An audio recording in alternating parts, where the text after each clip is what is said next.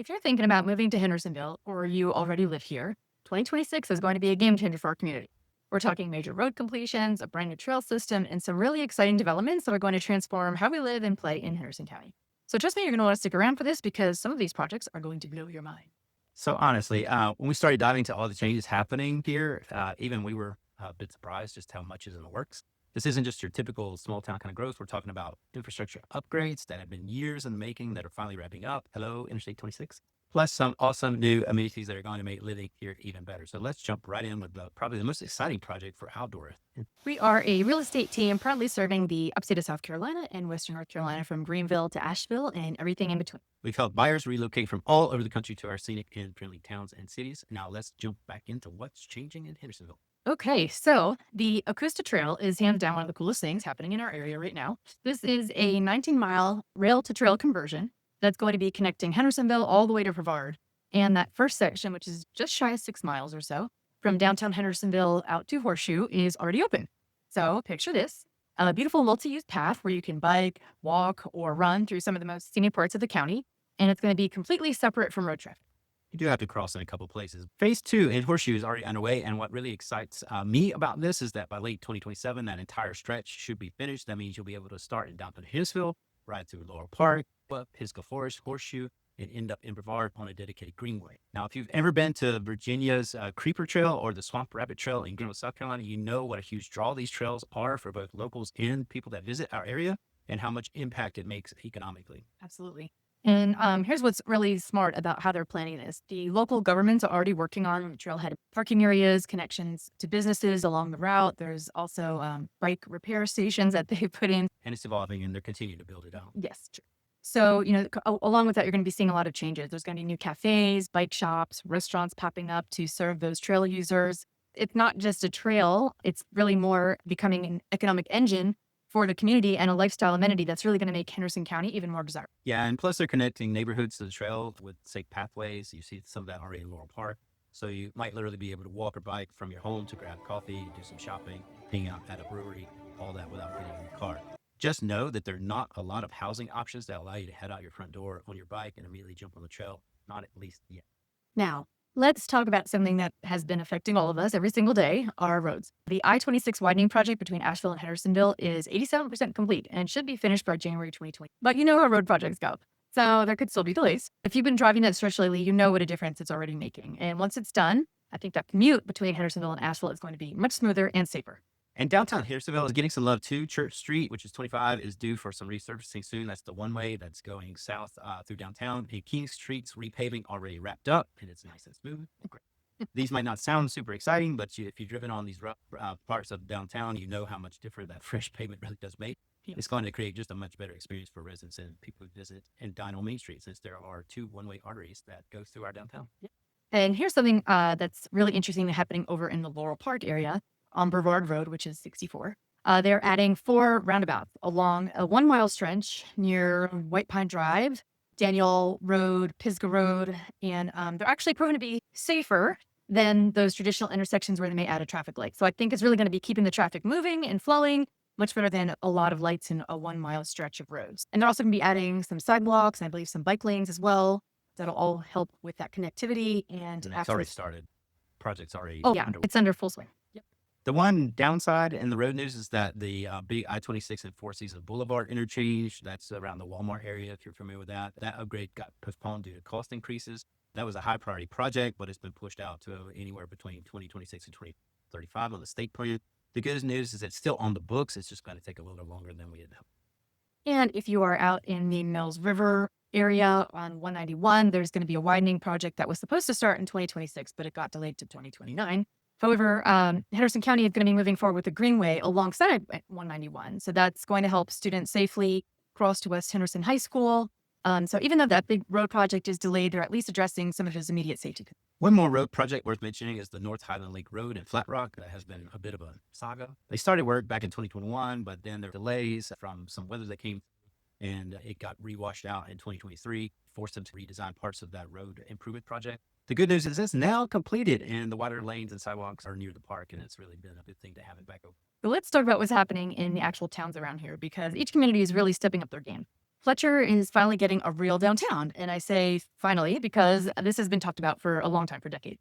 So the Heart of Fletcher project is what it's called, and it's transforming a 5-acre block around Hendersonville Road with mixed-use buildings that's going to have shops and restaurants on the ground level and then 36 residential units above those shops. Basically mixed use. Thank you. Kind of living. They're also adding some green space, which is going to create the Main Street vibe that Fletcher really never has had before. With any luck, in 2026, you'll start to see this whole new walkable downtown areas start to emerge, where there used to just be old kind of strip buildings and parking lots. Fletcher's also upgrading the really kind of the focal point of the community, which is the Billmore Community Park, with new playground equipment, a bicycle track, and it's going to be just an awesome place for everybody that lives over in the Fletcher area. Over in Mills River, they are doing something really impressive with their town park. So they have acquired 70 acres of former farmland that bordered the Mills River Town Park, which nearly triples that park size to over 120 acres. So the master plan includes new walking trails, biking trails, mountain bike skills course, splash pad, more sports fields, pickleball courts, and even a permanent home for the Mills River Farmers Market. They just opened a brand new adaptive playground in July 2025 that's completely ADA accessible, so kids of all abilities can play together. And Mills River is also launching a land preservation program to protect farmland and natural areas from the development pressure. Again, they try to moderate growth in that particular area of the county. So they're balancing that growth with conservation, which has been a hallmark of what they try to do in Mills River. On the business side, companies like On Papas just finished a $50 million expansion of their juice bottling plant that added about 30 jobs. And Asheville Regional Airport, which technically sits in Mills River, finished a $400 million expansion with a brand new concourse that opened this year. And speaking of Mills River, there's a massive senior living project called Legacy at Mills River that broke ground in 2025. And it's a large $250+ million continuing care retirement community with upscale senior living. And it's the first new kind of life care community built in Western North Carolina in a long time. And it's not even finished yet, but it's already attracting retirees from out of state. Moving down to Flat Rock, it's taking a more preservation-focused approach as well, which fits their kind of historic village character. They finished a creek restoration project in the park at Flat Rock, brought new bridges, native plantings, and improved trail systems. And the North Highland Lake Road project has wrapped up, so access to the park is going to be much better with safer entrances and bike paths. So let's talk about the elephant in the room, housing. Henderson County's population is about 115,000 people now, but climbing. And a recent study found that we need about 10,000 new housing units in the next 5 years to meet demand. So that's a really large, massive number, and developers are responding. The city of Hendersonville alone has approved nearly 2,000 new multifamily units in the past 3 years. The biggest single project is called Based on Glen on Asheville Highway north of Hendersonville. We're talking about a proposed 430 dwellings on 56 acres. That includes single-family homes, townhomes, and apartments as well. It'll have a clubhouse, pool, dog park, and even a transit stop on that bus service that Henderson County runs. The initial plans have been approved, so construction will start within the next year. So there's also another large apartment complex that's been approved for the South Allen Road area that's between 176 and I-26 in the East Flat Rock area. In that area also is the Blue Ridge Commerce Center, which is a 65-acre industrial park with 650,000 or so square feet of warehouse space. And all those facilities are opening up and bringing jobs nearby, and that demand is going to be continuing to grow. And just for perspective, this seems like a lot of change and a lot of housing and commercial space coming online. But when you compare it to other areas that are close by us, like Greenville County, that's in the upstate of South Carolina, it really is minute compared to what's happening in those areas. So here's something else that's interesting. There's a trend toward kind of adaptive reuse of old buildings and properties. It's basically just making something that exists usable in a different way. And so a good example of that is the old Cascades Resort on Sugarloaf Road. It had been sitting vacant, and it did get rezoned approval to be transformed into 120 apartments. So it's basically taking an existing hotel and it's going to be converted into apartments. It's just a smart way to kind of address housing needs without further sprawling outward. Now, I know we've talked about a lot of high density housing and apartment complexes, but it's not all high density that's coming into the area. There are some smaller subdivisions like Horseshoe Cove that expanded from 30 to 54 or so home lots. And there's projects like the cottages at Arcadia Views, which is now called Ecusta Crossing in Laurel Park. That's been a little bit controversial just because it's adding up to about 200 units in phases, which has some residents concerned about traffic and density, but the project did get approved years ago. Stumbled with some plans to connect to city sewer and some infrastructure, but that's finally in place. So construction has restarted, but no homeowners have moved in yet.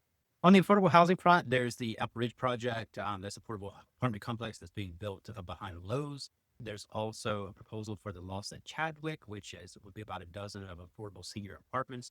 These projects are really important because as home prices are climbing the way they have, we need housing options at different price points for everyone. Henderson County has already been known as a retirement destination, and the market is responding by adding more age-targeted housing options. So by 2026, you're going to see hundreds of new housing units come across the county, which means new neighbors, new energy, and probably a little bit of new construction in the short term. Okay, now for the fun stuff. Let's talk about the new places to eat and shop. Downtown Hendersonville has really been on fire with some new restaurant openings. There's Bake Me House that opened this year on North Church Street. It's this really cool boutique bakery and cafe. It has kind of Asian-inspired desserts and bubble tea. I personally like the Thai cake, the Japanese-style cheesecake, which is a little less sweet than the American-style cheesecake. I think all their desserts are just a little less sweet. Yeah, they're pretty awesome. Another area where there's been a lot of growth and rehabilitation is that 7th Avenue area, just right near downtown. So they've done a lot of road construction, road improvements, make it a little more walkable right near the farmers markets. But there's a great restaurant there called Playwood that's been there a few years. It's a nice upscale restaurant with a great bar and a mixologist. And now there's a new restaurant right down the street called Hearth and Heron. And the chef there is named Bradley Heron.